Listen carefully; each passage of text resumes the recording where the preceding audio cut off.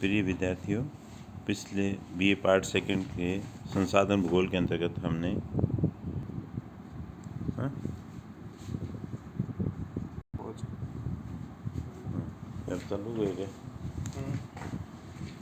प्रिय विद्यार्थियों, BA part second में संसाधन भूगोल के अंतर्गत हमने मिट्टी संसाधन के जो विभिन्न प्रकार के वर्गीकरण पाए जाते हैं उनके बारे में हमने पढ़ा था, और जो विश्व के विभिन्न क्षेत्रों में परंपरागत रूप से उनको वर्गीकृत किया जाता था, और उसमें पेडाल्फर और गुणों के आधार पर, भूभौतिक गुणों के आधार पर तथा जलवायु और वनस्पति के आधार पर वर्गीकरण किया गया था।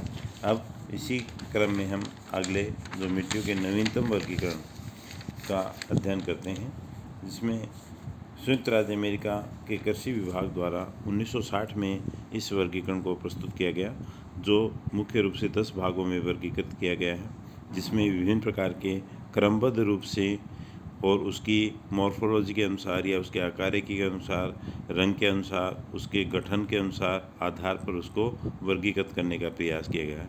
ये मुख्य रूप से अक्षांशीय वितरण के अनुसार इन मिट्टियों को विभाजित करने का प्रयास किया गया है।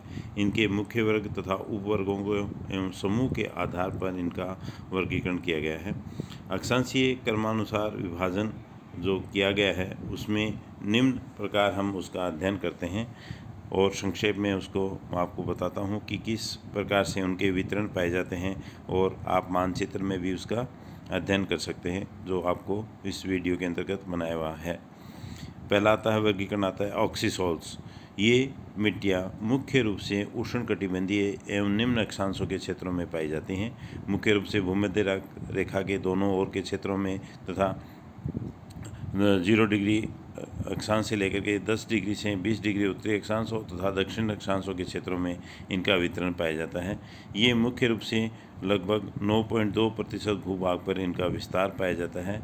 इन मिट्टियों में लोहांश तथा एल्यूमिना की अधिकता पाई जाती है।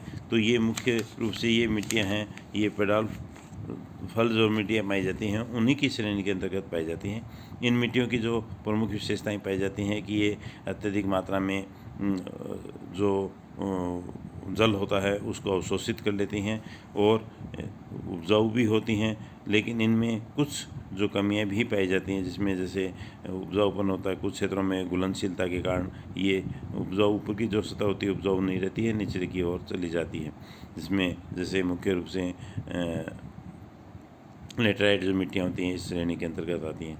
लेकिन मानसूनी जलवायु वाले क्षेत्रों के अंतर्गत तथा कुछ मानसूनी जलवायु वाले क्षेत्रों के अंतर्गत ये मिट्टियाँ हैं उपजाऊ भी पाई जाती हैं, वो वहाँ के जलवायु के अनुसार उनके वितरण पाए जाते हैं। दूसरा जो क्लासिफिकेशन आता है इसी श्रेणी के अंतर्गत जो अक्षांशों के अनुसार वितरित पाया जाता है एरिडोसोल्स।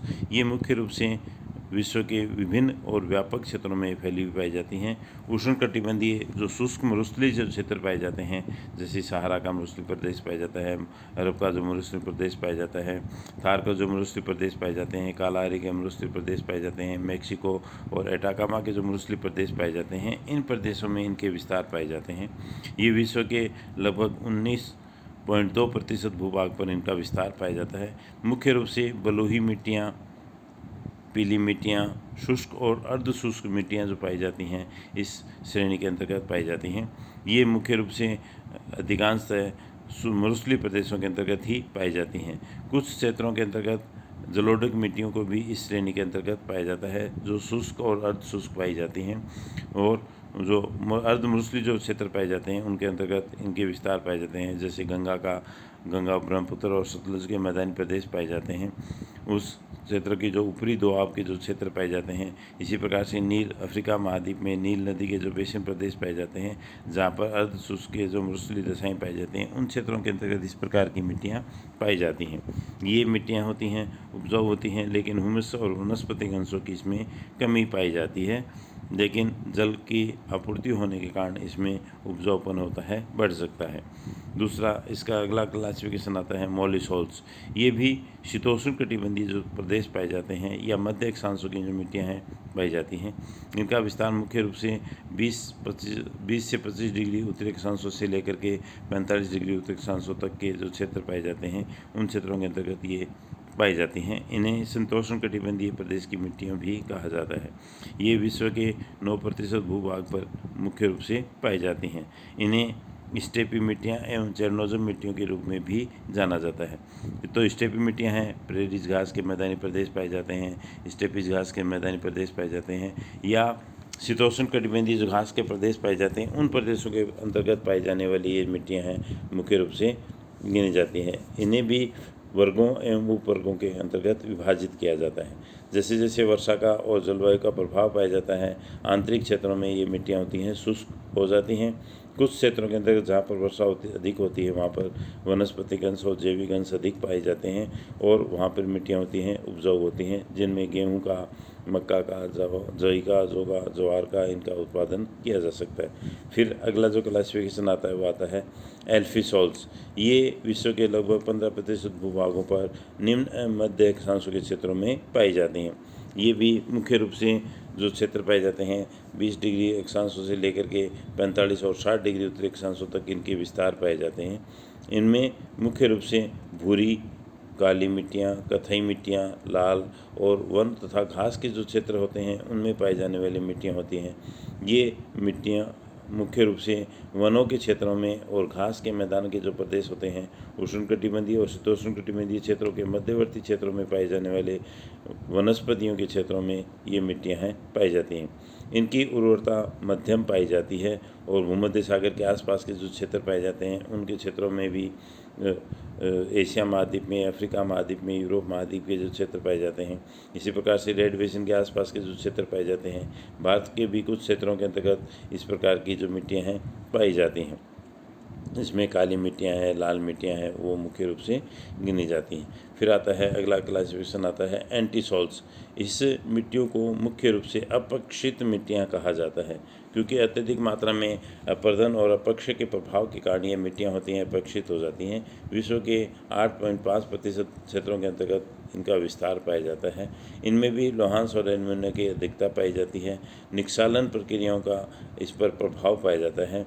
ये कम उपजाऊ होती हैं, लेकिन कुछ क्षेत्रों के अंतर्गत ये उपजाऊ भी पाई जाती हैं। जैसे कपास की जो मिट्टियाँ होती हैं, तंबाकू की मिट्टियाँ होती हैं, वो इस श्रेणी के अंतर्गत। इसकी ऊपरी सतह होती है कम उपजाऊ होती है, लेकिन आंतरिक जो सतह होती है उसमें निक्षालन की प्रक्रिया के द्वारा जो उपजाऊ अंश होते हैं वो नीचे की परतों में जमा हो जाते हैं और वो मिट्टी की उर्वरा शक्ति को बढ़ा देते हैं। तो इसमें मुख्य रूप से कपास है, तंबाकू है, कुछ क्षेत्रों के अंतर्गत गन्ने का उत्पादन भी किया जाता है। अगला आता है स्पोडोसोल्स। ये भी शंकुधारी प्रदेशों की या कोणधारी जो प्रदेश पाए जाते हैं, जो मुख्य रूप से 60 डिग्री से 70 डिग्री उत्तरी अक्षांशों के जो क्षेत्र पाए जाते हैं, दक्षिण अक्षांशों के जो क्षेत्र पाए जाते हैं, उन क्षेत्रों के अंतर्गत इस प्रकार के कोणधारी वनों के क्षेत्र में इनके वितरण पाए जाते हैं। ये विश्व के लगभग 5.4% भूभाग पर इनका विस्तार पाया जाता है। अत्यधिक मात्रा में वनस्पतिक और जैविक अंशों की इसमें अधिकता पाई जाती है, क्योंकि ये वनों के क्षेत्र में पाई जाती हैं। इन्हें पॉडजोल मिट्टियाँ भी कहा जाता है। इनमें नाइट्रेट है, फास्फोरस है, पोटास है, इनका वितरण है अधिक मात्रा में पाया जाता है। ये मिट्टियाँ फसलों के सस्यावर्तन के द्वारा अत्यधिक मात्रा में उपजाऊ हो सकती हैं। सस्यावर्तन करके भी इसमें अत्यधिक मात्रा में फसलों का उत्पादन किया जाता है। गेहूँ है, मक्का है, जई है, ओट है तथा चुकंदर है, इस प्रकार की जो फसलें होती हैं उनका इसके अंतर्गत उत्पादन किया जाता है। इसके बाद में नेक्स्ट जो क्लासिफिकेशन आता है वो आता है एंटीसॉल्ट्स।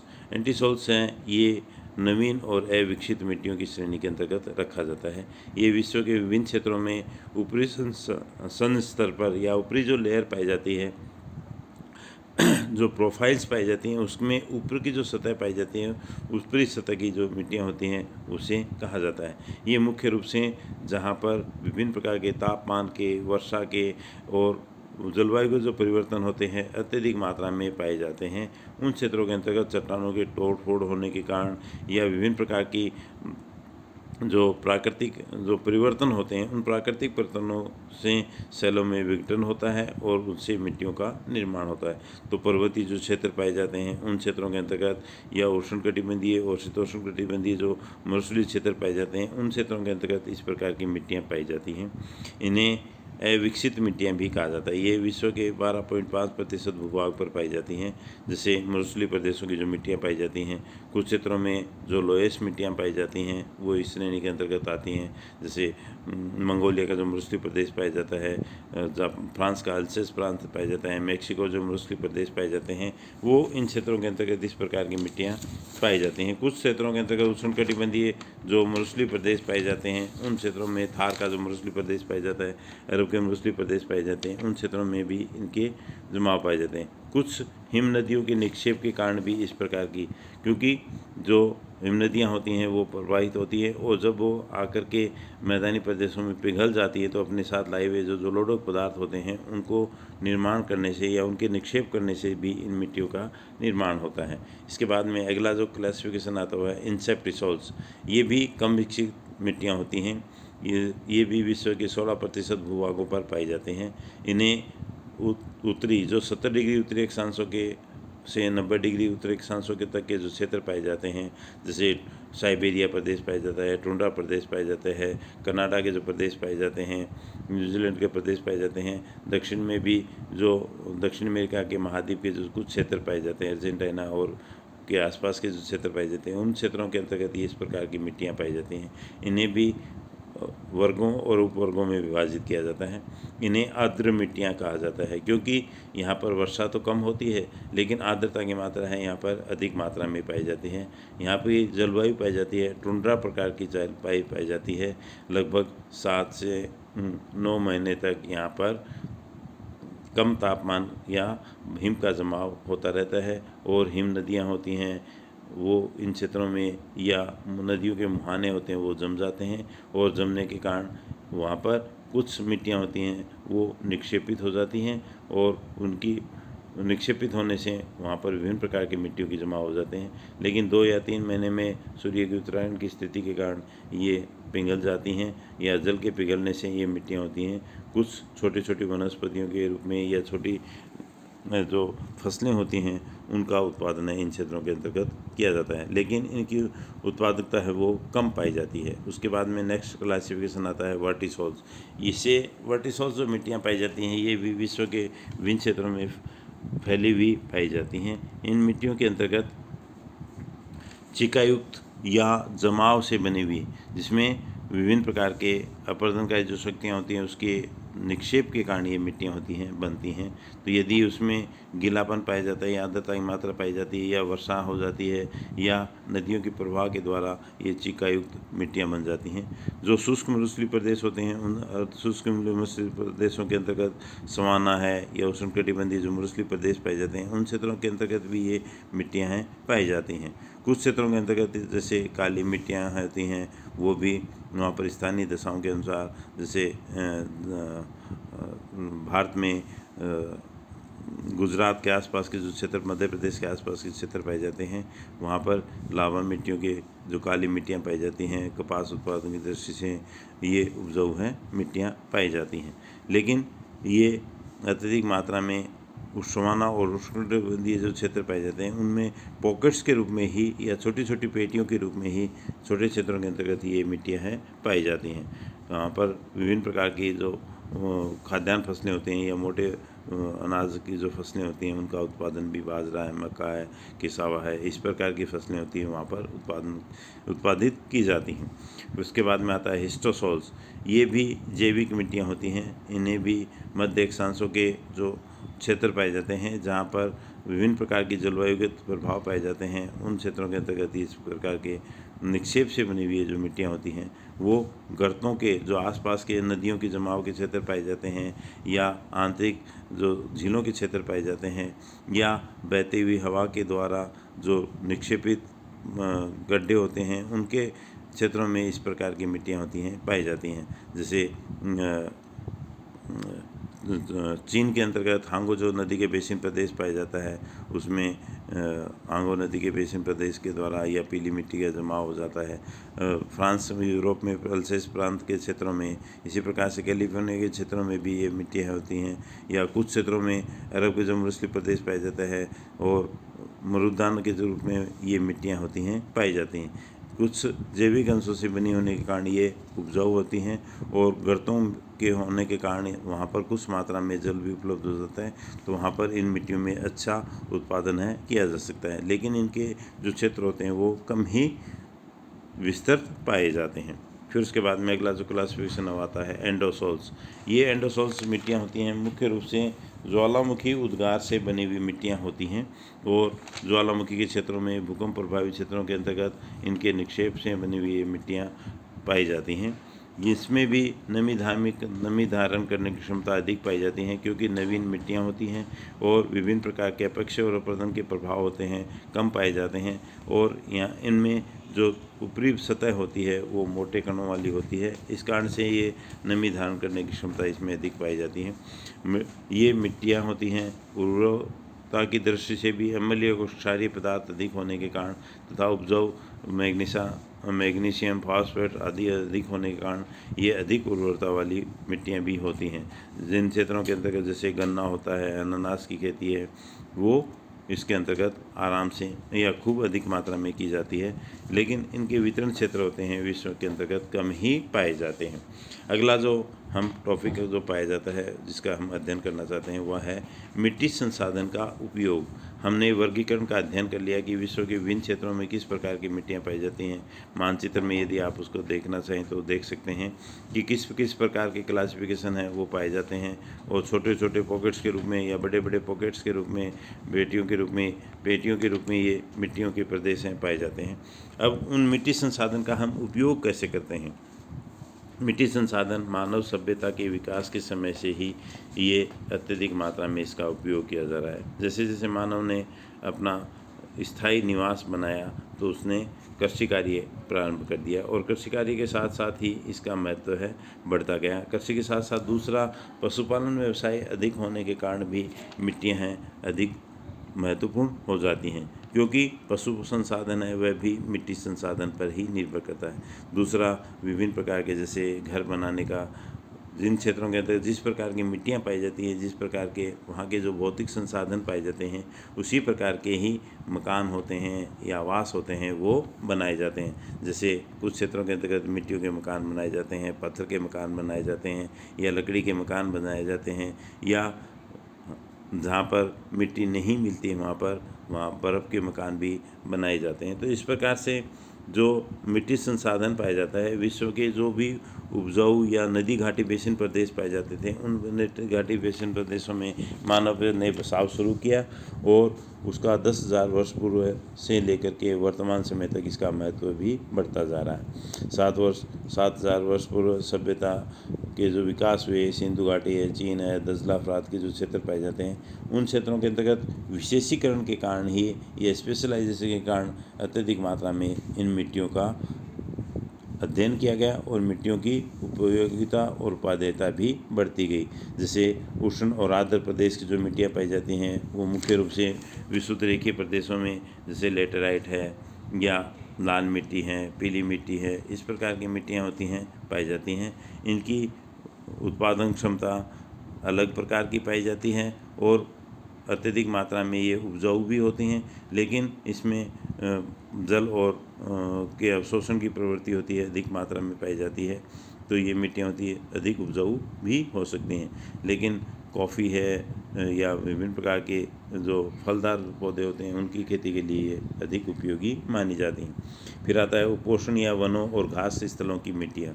वनों और जिन क्षेत्रों के अंतर्गत विभिन्न प्रकार के वनों के क्षेत्र पाए जाते हैं, या घास उष्णकटिबंधीय या शीतोष्णकटिबंधीय घास के प्रदेश पाए जाते हैं, उन प्रदेशों की मिट्टियाँ भी अत्यधिक मात्रा में उपजाऊ होने के कारण उसमें उसकी उपादेयता भी या उसका भी उपयोग अत्यधिक मात्रा में किया जाने लगा। फिर इसके बाद में आता है समशीतोष्ण पर्णपाती वनों की मिट्टियाँ। ये जो कोणधारी वनों के जो क्षेत्र पाए जाते हैं, पतझड़ वाले जो क्षेत्रों के वन पाए जाते हैं, उन क्षेत्रों की मिट्टियाँ होती हैं वो जैसे भूरी है, कथई है, चेरनोजम है, पर्डजोल जो मिट्टियाँ पाई जाती हैं वो इस श्रेणी के अंतर्गत रखी जाती हैं। फिर समशीतोष्ण घास प्रदेशों की, जो शीतोष्ण कटिबंधीय नरम और मुलायम घास के जो प्रदेश पाए जाते हैं, उन प्रदेशों की मिट्टियाँ प्रेरी मिट्टियाँ हैं, स्टेपी मिट्टियाँ हैं, डाउन्स घास के मैदानी प्रदेश पाए जाते हैं। उन प्रदेशों में पाई जाने वाली चरणोजम जो मिट्टियाँ होती हैं, उपजाऊ मिट्टियाँ होती हैं, वो इस श्रेणी के अंतर्गत इसका भी अत्यधिक मात्रा में महत्व पाया जाता है। फिर आता है कोणधारी प्रदेशों की जो मिट्टियाँ पाई जाती हैं, उनमें भी पेडाल्फर तथा पेडजोल जो मिट्टियाँ हैं वो उपजाऊपन की दृष्टि से भी तथा हुमस और जैविक अंशों की अधिकता के होने के कारण, लेकिन इन मिट्टियों का जनसंख्या के अभाव के कारण अत्यधिक मात्रा में उपयोग नहीं किया जा रहा है। विश्व के जो जलोढ़ मिट्टियों के जो क्षेत्र पाए जाते हैं, उन्हीं क्षेत्रों में या जो निम्न और मध्य अक्षांशों के जो क्षेत्र पाए जाते हैं, जहाँ पर जनसंख्या का दबाव अधिक पाया जाता है, वहाँ पर मिट्टी संसाधन है उसका उपयोग अधिक मात्रा में किया जाता है। फिर उसके बाद में आता है धूसर या मरु प्रदेश की मिट्टियाँ, जो मरुस्थलीय मिट्टियाँ या बलुई मिट्टियाँ होती हैं, जो जलवायु के प्रभाव के कारण उपजाऊपन उनमें नहीं पाया जाता है, वनस्पति और जैविक अंशों की कमी पाई जाती है। ये 25 सेंटीमीटर से कम वर्षा वाले जो क्षेत्र होते हैं, उन क्षेत्रों के अंतर्गत जो उष्णकटिबंधीय जो मरुस्थलीय प्रदेश पाए जाते हैं, सहारा का मरुस्थलीय प्रदेश पाया जाता है, कालारिका मरुस्थलीय है, मेक्सिको का मरुस्थलीय प्रदेश है, एटाकामा का मरुस्थलीय प्रदेश है, ऑस्ट्रेलिया का मरुस्थलीय प्रदेश है, अरब का मरुस्थलीय प्रदेश है, भारत में थार का मरुस्थलीय प्रदेश है। इन क्षेत्रों में वे मिट्टियाँ होती हैं वो बलुई प्रकार की पाई जाती हैं, लेकिन इनमें कहीं कहीं पर यदि छोटे छोटे मरुदानों के क्षेत्रों के अंतर्गत जो मिट्टियाँ होती हैं वो उपजाऊ मिट्टियाँ भी पाई जाती हैं। अब इसके बाद में जो अगला टॉपिक आता है वो आता है कि इस मिट्टी संसाधन का हम अनुरक्षण कैसे करें, उसका संरक्षण कैसे करें, कंजर्वेशन कैसे करें, मेंटेनेंस किस प्रकार से की जा सकती है। तो मिट्टी संसाधन जो पाया जाता है, यदि हम उसका विश्व के विभिन्न क्षेत्रों में अत्यधिक मात्रा में उपयोग करते हैं, लेकिन उसका अनुरक्षण या उसका किस प्रकार से हम मेंटेन करके उसको काफ़ी लंबे समय तक उसका उपयोग कर सकते हैं। क्योंकि मिट्टी संसाधन है वो अत्यधिक मात्रा में यदि हम उसका उपयोग करेंगे तो उसके जो पदार्थ होते हैं, उपजाऊपन होता है, वह धीरे धीरे उसका क्षरण होने लग जाता है और वे मिट्टियाँ होती हैं अनुपजाऊ हो जाती हैं। जैसे हम साल के अंतर्गत उस पर लगातार फसलें उगाते हैं, या हम उसका अत्यधिक मात्रा में सिंचाई करते हैं, या हम अत्यधिक मात्रा में उसमें विभिन्न प्रकार के पेस्टिसाइड होते हैं या विभिन्न प्रकार के उर्वरक होते हैं, रासायनिक उर्वरकों का उपयोग करते हैं, तो अधिक करने से वो मिट्टियाँ होती हैं वो कमज़ोर हो जाती हैं, उपजाऊ कम हो जाती हैं, और उनकी किस प्रकार से हम कंजर्वेशन करें, उसका संरक्षण कैसे करें, उसके लिए हमें उसका ध्यान रखना उपयोगी है। क्योंकि विश्व में अत्यधिक मात्रा में जो खाद्य संसाधन पाया जाता है या खाद्य की जो मांग पाई जाती है, खाद्यान्नों की जो मांग पाई जाती है, वह मिट्टी संसाधन ही आपूर्ति करता है। तो मिट्टी संसाधन के उपजाऊपन के कारण ही विभिन्न प्रकार के भोजन उपलब्ध करवाना है, चाहे वह जैविक अंशों के लिए, मानव के लिए हो, चाहे वह विभिन्न प्रकार के पशुपालन संसाधन के लिए हो या विभिन्न प्रकार के उद्योगों के लिए हो, उसका अत्यधिक मात्रा में उपयोग करना या उसका समुचित उपयोग करना ही इसका महत्वपूर्ण उपाय हो सकता है, जो हम संरक्षण के अंतर्गत या उसके अनुरक्षण के अंतर्गत हम उसको अपना सकते हैं। जैसे पहला आता है कृषि प्रणाली में परिवर्तन। यदि हम गहन कृषि करेंगे या अत्यधिक मात्रा में कृषि करेंगे तो ये मिट्टियाँ होती हैं अनुपजाऊ हो जाती हैं। तो उसके लिए हम विभिन्न प्रकार के, जहाँ पर भी स्थानीय जो दशाएँ होती हैं, उन स्थानीय दशाओं के अनुसार हम मिट्टी का उपयोग करें या मिट्टी संसाधन का उपयोग करें, और कृषि प्रणालियों में भी हम अंतर्गत उसका कृषि प्रणालियों का प्रत्यावर्तन करते रहें और उसको बदल के विभिन्न प्रकार की तकनीकी अपना करके हम उसका उत्पादन क्षमता होती है उसको बनाए रख सकते हैं या उसका अनुरक्षण कर सकते हैं। फिर आता है नेक्स्ट जो आता है, जैसे गोबर, पत्तियाँ, खाद होता है, जैविक खाद होता है, उसके अंतर्गत हम विभिन्न प्रकार के जो प्राकृतिक तत्व पाए जाते हैं, उन प्राकृतिक तत्वों का अत्यधिक मात्रा में उपयोग करके भी हम मिट्टी संसाधन की उत्पादकता होती है, उसका अनुरक्षण है वो कर सकते हैं। तो विभिन्न प्रकार की, जैसे पशुपालन द्वारा या पेड़ पौधे होते हैं, उनकी खली और गोबर की खाद होती है, कंपोस्ट खाद होती है, जैविक खाद होती है, इनका उपयोग कर सकते हैं। फिर उसके बाद में आता है फसल सस्यावर्तन। सस्यावर्तन क्या होता है? जब हम सस्यावर्तन, मुख्य रूप से वह प्रक्रिया है जो फसलों को बार बार बो करके हम उसकी मिट्टी संसाधन की उर्वरकता बनाए रख सकते हैं। जैसे विश्व के विभिन्न क्षेत्रों में परंपरागत रूप से, चाहे वो नील नदी का बेसिन प्रदेश पाया जाता हो, चाहे दजला फ्रांत के प्रदेश पाए जाते हों, चाहे चीन के जो प्रदेश पाए जाते हों, या मिसिसिपी मिसौरी नदी के प्रदेश पाए जाते हैं, वहाँ पर खेती करने वाले या काश्त का जो किसान लोग होते हैं, जो मिट्टी संसाधन से प्रत्यक्ष रूप से जुड़े रहते हैं, वो उसी प्रकार की फसलों का उत्पादन करते हैं जो वहाँ की मिट्टियों के लिए अनुकूल होते हैं। फिर उसमें वे एक साल एक फसल उगाते हैं। जैसे अपने यहाँ पर जो फसल होते हैं उगाते हैं, आपने देखा होगा कि एक बार एक साल में बाजरे की फसल उगाते हैं, दूसरी साल मूंग या मोठ होते हैं, तीसरी साल उसके अंतर्गत ग्वार की फसल उगाते हैं। तो उसमें फसल सस्यावर्तन करके भी हम भूमि की उर्वरा शक्ति या मिट्टी संसाधन को बचा सकते हैं। फिर आता है हरी खाद का उपयोग। हरी खाद विभिन्न प्रकार के वनस्पतिक और जैविक अंशों से हम हरी खाद बना करके भी इसके मिट्टी अनुरक्षण का कार्य है कर सकते हैं। फिर उसके बाद में आता है फलीदार फसलें उगा करके भी हम इसके मिट्टी की जो उर्वरा शक्ति होती है उसको बनाए रख सकते हैं। जैसे मूंगी और डेंचा की खाद होती है, उसका उपयोग करके। फिर कृषकों द्वारा भी जल एवं मिट्टी का प्रबंधन करके भी हम इसकी भूमि की अनुरक्षण या मेंटेनेंस का कार्य है वो कर सकते हैं। किस प्रकार से? यदि हम अत्यधिक मात्रा में उस मिट्टी संसाधन का उपयोग करेंगे तो वह धीरे धीरे कमज़ोर हो जाती है। कमज़ोर होने के बाद उसकी उत्पादकता, यदि हम उसमें जैसे जल होता है या सिंचाई का यदि अत्यधिक मात्रा में जल का उपयोग करेंगे तो उसमें भी विभिन्न प्रकार के जो साल्ट्स होते हैं या जो उसके पदार्थ होते हैं उसमें नमकीन या क्षारीय पदार्थ होते हैं वो अधिक बढ़ जाते हैं और मिट्टियाँ होती हैं वो अनउपजाऊ हो जाती हैं। तो इसका जल और मिट्टी का उचित प्रबंधन करके भी हम मिट्टी के अनुरक्षण का कार्य या मेंटेनेंस का कार्य है कर सकते हैं और संरक्षण कर सकते हैं। अब इसके बाद में हम मिट्टियाँ तथा मानव सभ्यता के बारे में और मिट्टियों की जो समस्याएं पाई जाती हैं और मिट्टी संसाधन का जो संरक्षण पाया जाता है उसके बारे में अध्ययन करेंगे।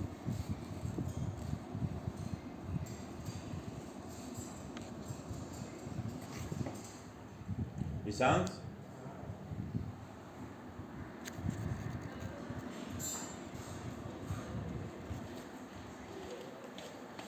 वो दबा के है ना, ये दबाए मैं खोल दे।